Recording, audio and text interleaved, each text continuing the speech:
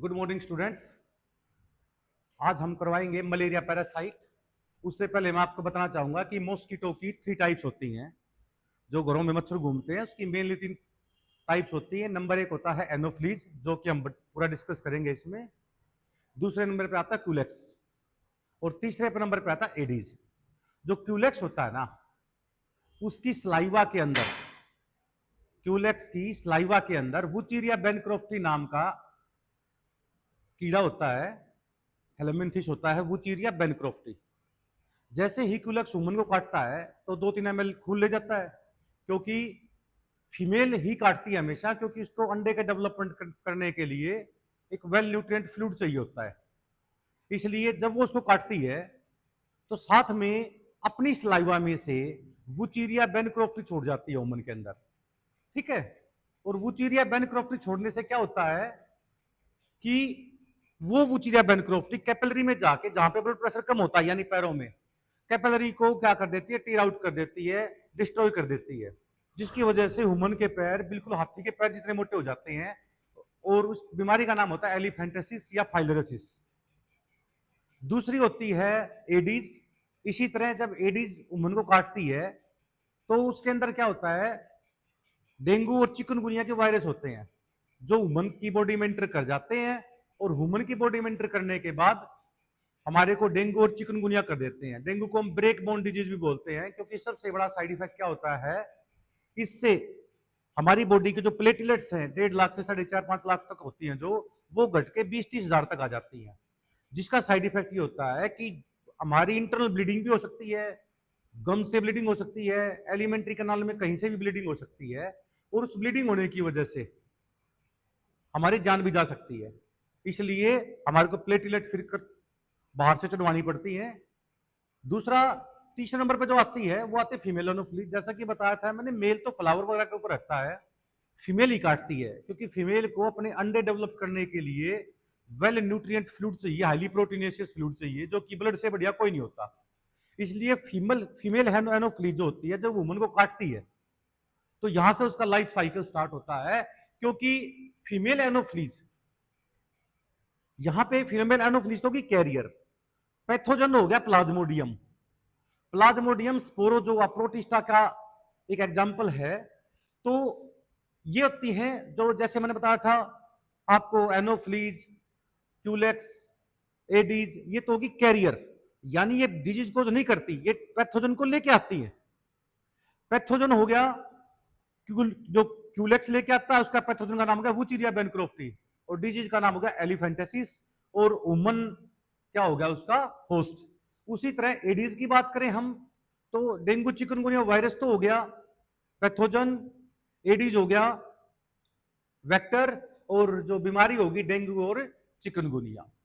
तीसरे नंबर पे आता है मलेरिया पैरासाइट। इसमें फीमेल एनोफ्लीज तो वेक्टर होगी, पैथोजन प्लाज्मोडियम हो गया, और यदि हम बात करते हैं होस्ट की तो होस्ट ह्यूमन हो गया।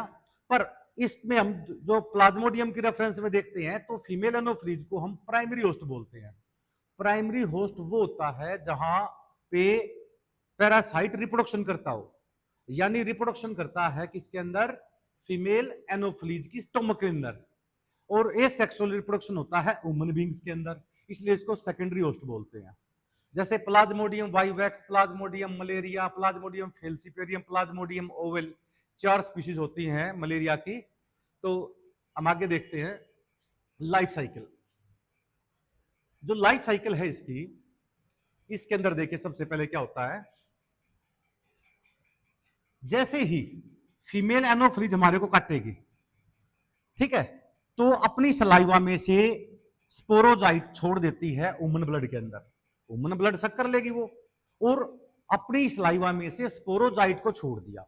स्पोरोजाइट एक स्टेज है प्लाज्मोडियम की, वो स्पोरोजाइट ब्लड में घूमती रहेगी, और जब ब्लड लीवर में जाएगा तो लीवर की सेल के अंदर जाके और अपने रिप्रोडक्शन करेगी, इसके न्यूक्लियस का यूज करके अपनी जो सेल मटेरियल होता है वो असेंबल करेगी, सिंथेसाइज करेगी, और आखिर में लीवर सेल को तोड़कर बहुत सारी सेल बाहर आ जाएंगी। क्योंकि ये स्पोरोजाइट से बनी है, इसलिए इसका नाम होता है क्रिप्टोजाइट्स।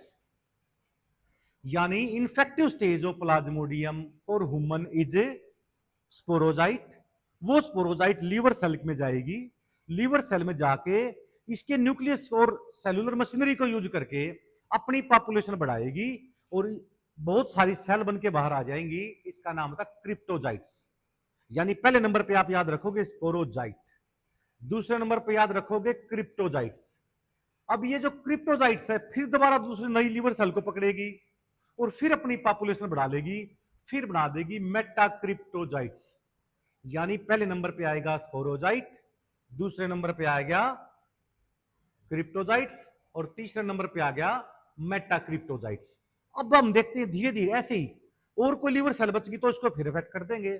यानी मलेरिया में सबसे ज्यादा चांस लीवर डैमेज होने का होता है, क्योंकि जो हेपेटोसाइट सेल होती हैं, लीवर सेल होती हैं, उसको बार बार ये इफेक्ट करती रहती है। अब यदि लगभग जो लीवर सेल है अफेक्टेड होगी तो फिर ये क्रिप्टोमेरोजाइट्स, जो कि स्पोरोजाइट के बाद बनते हैं क्रिप्टोजाइट्स, क्रिप्टोजाइट्स के बाद मेटाक्रिप्टोजाइट्स, तो ये अफेक्ट करेगी आरबीसी को। आरबीसी में न्यूक्लियस नहीं होता, 120 दिन का लाइफ स्पैन होता है इसके अंदर। न्यूक्लियस इसलिए नहीं होता क्योंकि मैक्सिमम ऑक्सीजन को ट्रांसपोर्ट करना होता है। एक आरबीसी के अंदर 280 मिलियन हीमोग्लोबिन होते हैं, 2 अल्फा चेन होती हैं, 2 बीटा चेन होती है, 4 आयरन ग्रुप होते हैं, बाइकनकेव शेप की होती है ये। अब देखिए, अब ये आरबीसी में आ गया। यदि हमने ब्लड सैंपल लिया और आरबीसी में न्यूक्लियस दिखाई देने लग गया, इट मींस वो न्यूक्लियस नहीं है, उस बंदे को मलेरिया की बीमारी है। ठीक है, ये बहुत महामारी के रूप में फैली हुई थी, अब तो इसका कंट्रोल हो चुका है, दवाइयां आ चुकी हैं। तो इसका जो ब्लड टेस्ट करते हैं माइक्रोस्कोप में, जब हम देखते हैं माइक्रोस्कोपिक एग्जामिनेशन करते हैं, तो ये आरबीसी में न्यूक्लियस दिखाई देता है। जो ये न्यूक्लियस नहीं है, ये वास्तव में ट्रोपोजाइट्स बन गए। अब मेटाक्रिप्टोजाइट्स को हम क्या कहेंगे? ट्रोपोजाइट्स कहेंगे। फिर ये जाके डॉट डॉट बन जाते हैं आरबीसी के अंदर, जिसको स्कफनर डॉट बोलते हैं। अब इसकी पॉपुलेशन बढ़ेगी और ये आरबीसी को तोड़ के बाहर आ जाएंगे। जैसे ही आरबीसी को तोड़ के बाहर आए, इसको बोलते हैं मीरोजाइट्स। यानी स्पोरोजाइट, क्रिप्टोजाइट्स, मेटाक्रिप्टोजाइट्स, ट्रोपोजाइट्स और फिर क्या बन गई? मीरोजाइट्स। फिर ये आरबीसी को तोड़कर जैसे ही बाहर आएंगे तो लगभग 200-400 के करीब एक में से निकलते हैं। उसमें 50% होते हैं मेल मीरोजाइट्स और 50% होते हैं फीमेल मीरोजाइट्स। अब किसी नॉर्मल दूसरी फीमेल ने हमारे को काटा जिसके अंदर प्लाज्मोडियम नहीं था, तो खून के साथ साथ उसके तो ब्लड के साथ साथ ये मीरोजाइट्स भी चले गए। और क्योंकि मीरोजाइट्स में 50% मेल होती हैं, 50% फीमेल होती हैं, 50% पॉजिटिव स्ट्रेन की होती हैं, 50% नेगेटिव स्ट्रेन की होती हैं, वो जाके स्ट्रोमो को फीमेल एनोफ्लीज में जाएंगे और वहां पे ये मैक्रो मींस फीमेल, माइक्रो का मतलब मेल, और ये दोनों फर्टिलाइज हो जाएंगे। यानी क्या बन जाएगा? यहाँ पे जाइगोट बन जाएगा। क्या बन जाएगा? जाइगोट। तो ये जो जाइगोट बना है ना, ये कहां पे बना है? स्टोमक ऑफ फीमेल एनोफ्लीज, इसलिए इसको बोलते हैं प्राइमरी होस्ट। प्राइमरी होस्ट का मतलब वो होता है जिसमें पैरासाइट रिप्रोडक्शन करे, सेक्सुअल रिप्रोडक्शन करे, उसको बोलते हैं प्राइमरी होस्ट। फिर ये जाइगोट जाके सेल्यूलरी ग्लैंड में एडजस्ट हो जाता है और अपनी पॉपुलेशन बढ़ाता है और ये बन जाएगी बहुत सारी स्पोरोजाइट्स। अब किसी नॉर्मल ह्यूमन को जब काटेंगी तो स्पोरोजाइट छोड़ देंगी। जैसे ही उसने स्पोरोजाइट छोड़ दिया तो ये फिर ये ह्यूमन के अंदर चला जाएगा, साइकिल जो मैंने बताया था। ऐसे ही ये मलेरिया लाइफ साइकिल का पूरा पैरासाइट, जो मलेरिया पैरासाइट है उसकी लाइफ साइकिल है पूरी पूरी है। इसमें दो होस्ट होते हैं, प्राइमरी होस्ट और सेकेंडरी होस्ट।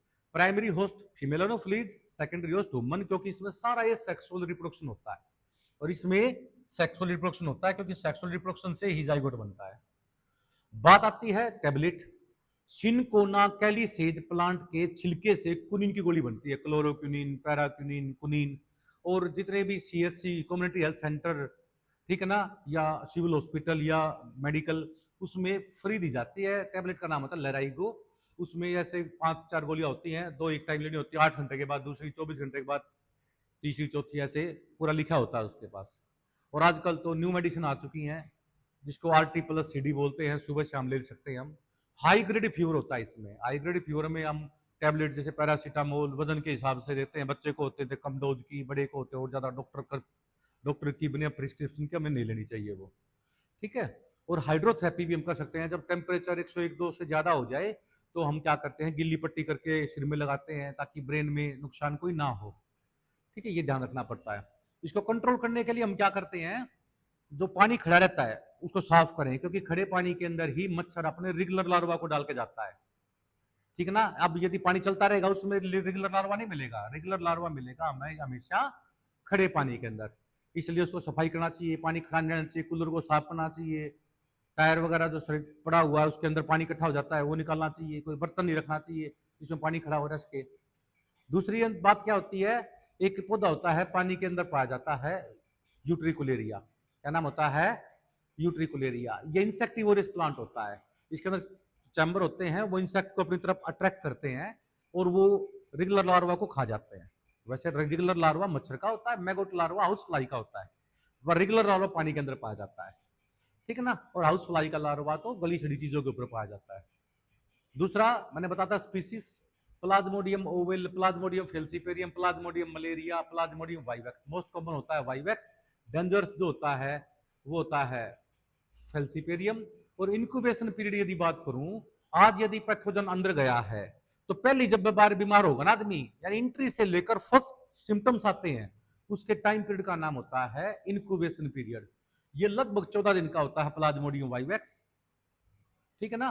और प्लाज्मोडियम वाइवेक्स और प्लाज्मोडियम ओवल 12 दिन का होता है फेल्सीपेरियम में, और 28 दिन का होता है प्लाज्मोडियम मलेरिया में। ठीक है। एनोफिलीज के बारे में बता दिया था मैंने आपको। डीडीटी छिड़कनी चाहिए हमारे को। लार्वा वोरियस फिश होती है, गैम्बूसा फिश, उसको पानी में छोड़ देना चाहिए।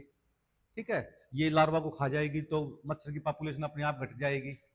इंसेक्टिवोरस प्लांट होते हैं यूट्रिकुलेरिया, वो लगाने चाहिए हमारे को, ताकि जो पानी खड़े हैं वहां पे जो उसके लार्वा को पनपने ये नहीं देगी। और सिनकोना कैलीसेज प्लांट के छिलके से कुनिन की गोली बनती है। ठीक है, ये बहुत सारी मेडिसिन हैं जिसको हम यूज कर सकते हैं। पर आपकी जो एनसीईआरटी हुई है दिखा रखी है, उसमें ये दिखा रखा है सिंपल कि भाई ये जब मच्छर ने ह्यूमन को काटा तो उसके स्टोमक में जाके ये मेल और फीमेल जुड़ गए और ये स्पोरोजाइट बन गई। जब नॉर्मल ह्यूमन को किसी ने काटा तो मच्छर जब काट रही है तो उस हाथ में क्या हो गया, ये स्पोरोजाइट इसमें चले गए, लीवर सेल को डैमेज कर गए। वही दिखा रखी है, हमने बिल्कुल डिटेल में बता दिया, इसने बता दिया लीवर सेल को अफेक्ट करेगी, फिर बचे हुए लीवर को अफेक्ट करेगी, नहीं तो फिर आरबीसी को अफेक्ट करके पॉपुलेशन बढ़ा देगी। यानी मॉस्किटो तो हो गया प्राइमरी होस्ट, क्योंकि इसमें सेक्सुअल रिप्रोडक्शन होता है, ये होता दिखा रखा है जाइगोट बनता हुआ, और इसमें पूरे में ये सेक्सुअल रिप्रोडक्शन होता है। ठीक है। इन्फेक्टिव स्टेज कौन सी होती है ह्यूमन के लिए, स्पोरोजाइट्स, और मच्छर के लिए किस स्टेज में जाता है, ये मीरोजाइट्स की फॉर्म में जाता है। बस इतना ही है इसके अंदर और कुछ ज्यादा नहीं है।